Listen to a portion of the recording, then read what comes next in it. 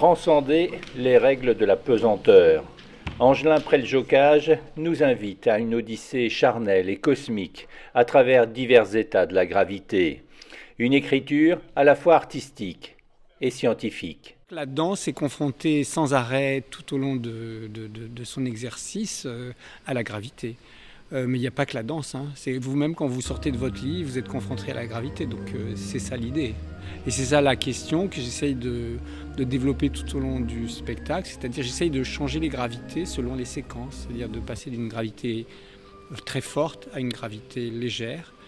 Et du coup, ça change la qualité du mouvement. Et le propos, c'était d'imaginer quelles textures de mouvement vont s'adapter à des gravités moindres ou plus fortes. Pour entre guillemets simuler ou pour restituer des sensations liées à ces gravités-là, il faut quand même une maîtrise corporelle assez développée pour pouvoir ne pas tout à coup avoir une accélération alors qu'on devrait être dans un ralenti, et si on tombe alors qu'on devrait être en train de flotter, ça ne marche pas. C'est l'un des spectacles les plus difficiles? Je ne sais pas, mais c'est quand même très exigeant, oui. Ouais.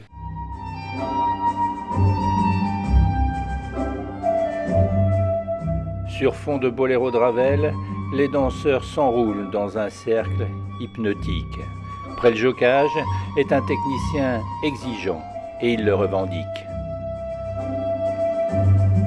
La virtuosité est une notion qui m'intéresse. Je n'ai pas honte de le dire.